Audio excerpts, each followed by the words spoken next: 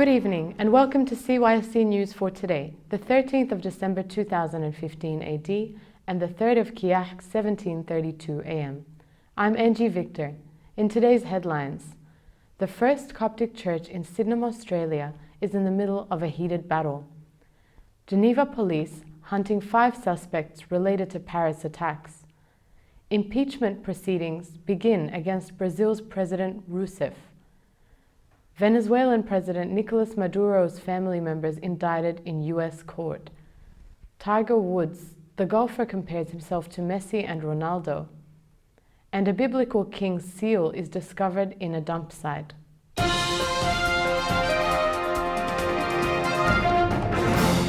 And now to our top story in Australia, where St. Mary and St. Mina's Coptic Orthodox Church is currently scheduled for demolition. The first Coptic Orthodox Church in Australia will cost $2.6 million to refurbish and instead will be demolished by Marrickville Council. Initially a war memorial site, then a Tempe Park Methodist Church, it was then reconsecrated as St. Mary and St. Mina's Coptic Orthodox Church in 1972 and was the first Coptic Orthodox Church purchased outside of Egypt. Located on Railway Road in Sydenham, the church was established following a petition to Saint Pope Kyrillos VI. The Pope then assigned the first Coptic Orthodox priest, Father Mina Nematullah, to travel to Australia and, with funds contributed by his congregation, purchased the building outright.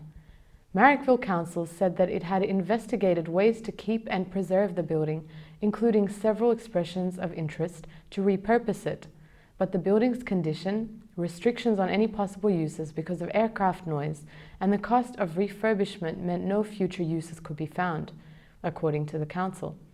Marrickville Mayor Sam Iskandar said council had worked hard for many years to come up with ideas on how it could possibly retain the old Coptic church. Now the time has come to recognize that the building is severely degraded and that all of our attempts to repurpose it in collaboration with the Coptic church community have been unsuccessful, he said. However, the National Trust disagrees. Its job is to conserve Australia's built and natural heritage by protecting legacy for future generations. It has written to Marrickville Council's mayor and general manager saying, "Council is strongly urged to take no immediate action on demolition of this building." The National Trust received letters from members of Parliament, namely Laurie Ferguson, Reverend Fred Nile, and Edmund Atalla, along with Deputy Police Commissioner Nick Caldas, which prompted the stern warning written in a letter to Council. The matter is currently being investigated by the National Trust and stresses this building has the highest social significance within the Australian Coptic community. Since the Australian Coptic Heritage and Community Services Organisation raised awareness about the matter, word is quickly spreading about the consequences of preserving the site rather than demolishing it. At the organisation's prayer vigil, held at Sydenham on Sunday the 6th of December, Mr. Craig Kelly emphasised that in Egypt, heritage is being destroyed, and that's what makes this church heritage in Australia more significant. He is taking the matter to the Prime Minister, Mr. Malcolm Turnbull, and fully supports the Coptic community to protect the spiritual and historical significance of this site. Still in Coptic news, on Wednesday the 9th of December, a Mass was held for honouring the victims of the Russian plane in the Heavenly Cathedral in Sharm el-Sheikh, Egypt. It was headed by His Grace Bishop Apollo, Bishop of Southern Sinai, His Grace Bishop Angelos, Bishop of Northern Shobra, and His Grace Bishop Hermina, Bishop of Ain Shams. Political and executive powers, colonies and foreign embassies attended the liturgy, as well as the Russian and British ambassadors. Many Egyptian officials of Southern Sinai, the Russian colony, and the members of the Russian embassy. It was a significant Mass that venerated those who died in the plane crash. To Catholic news, on Tuesday the 8th of December, the Cardinal of the Catholic Church in Austria and His Grace Bishop Gabriel, the Bishop of the Coptic Church, signed an ownership contract of the Victorious Virgin Church in Vienna for the Coptic Orthodox Church in Austria.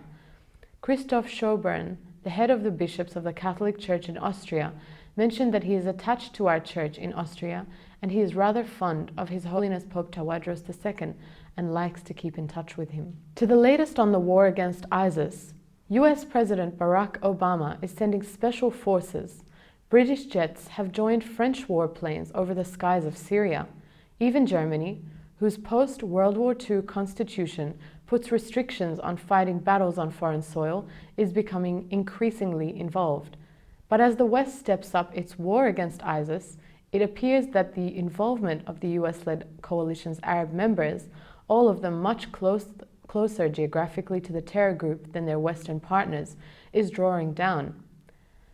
Saudi Arabia and the United Arab Emirates are down to about 1 mission against ISIS targets each month, a US official told CNN on Monday. Bahrain has stopped in the autumn, the official says, and Jordan stopped in August. CNN contacted all of these countries for comment and is yet to receive a response.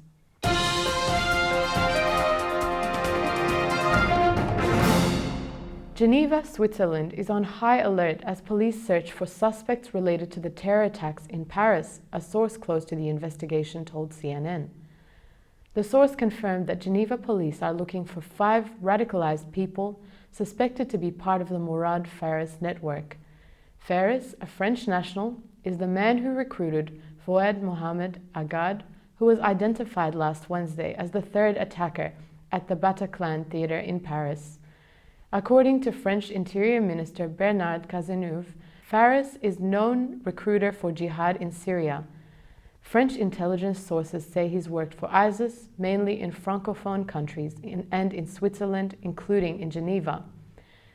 He was arrested in August 2014 in Turkey and was placed in detention in France on September 11, 2014. Swiss national authorities gave Geneva authorities a description of suspects who could be in Geneva or the Geneva region. Investigations are being carried out in close collaboration with international and French police. Over to Brazil. A bid to impeach the Brazilian President Dilma Rousseff has been launched by the Speaker of the country's lower house of Congress, Eduardo Cunha. Despite her re-election last year, Rousseff's second term has been marred by a corruption scandal involving her own Workers' Party that has sent her approval rating plummeting and provoked mass protests. A sweeping corruption investigation into a multi-million-dollar kickback scheme at the state-run oil company Petrobras has embroiled dozens of the country's leading businessmen and politicians. The president was the chairwoman of Petrobras during many of the years that the alleged corruption took place. She has defended Brazilians' right to protest and acknowledged the need to clean up corruption at Petrobras, but denied any prior knowledge of the alleged kickback scheme. 2 members of Venezuelan President Nicolas Maduro's family have been indicted in the United States on drug trafficking conspiracy charges, prosecutors said last Thursday. 29-year-old Efrain Antonio Campo Flores and 30-year-old Frankie Francisco Flores de Freitas were arrested last Tuesday night in the Haitian capital of Port-au-Prince as they were preparing to finalize a deal that would have allowed them to transport 800 kilograms of drugs to the United States, according to a Drug Enforcement Administration source who participated in the arrest.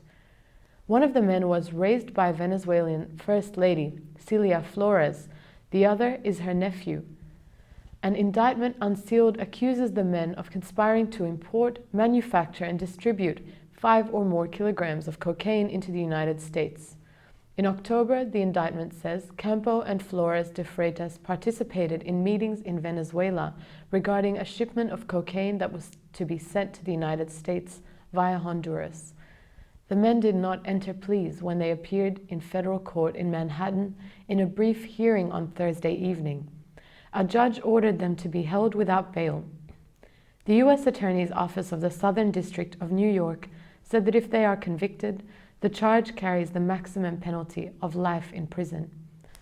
The mighty oil cartel produced 31.7 million barrels a day in November, its latest monthly report shows. That's the highest output in over 3 years and 1.7 million barrels a day over its former production ceiling.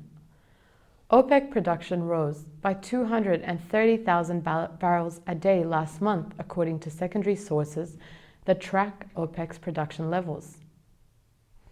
The news pushed oil prices back below $37 a barrel for the second time this week. Last time oil was cheaper than that was in the depths of the Great Recession in February 2009. It reached a peak of nearly $108 per barrel in June 2014. Over to sport. And given he hasn't won a major since 2008, it's sometimes easy to forget the impact Tiger Woods had on the game of golf. But the 14-time major winner certainly hasn't forgotten and is proud of how his sport has changed since he burst onto the professional circuit in August 1996. According to CNN, Woods was promptly named Sports Illustrated's Sportsman of the Year and won his first major, the Masters, in April 1997, becoming the youngest player in history to do so. By June that year, he had completed the fastest ever rise to world number 1. I think it's just we've had so much success in the sport, and I think it's in the way we've done it, says Woods. He also sees similarities between the effect Lionel Messi and Cristiano Ronaldo are having on football and how he has changed golf. He says, what Messi and Ronaldo are doing in soccer is now just as phenomenal, but in two different ways. And then you have Michael Jordan coming into the league. He did it completely differently to anybody else, he explained. He continued, I love golf, and there are times when I know that golf does not love me. He told CNN, when I hit that shot and I think that it's perfect and it ends up in a bunker. Despite the lack of form and titles, Woods is still the face of golf in the US.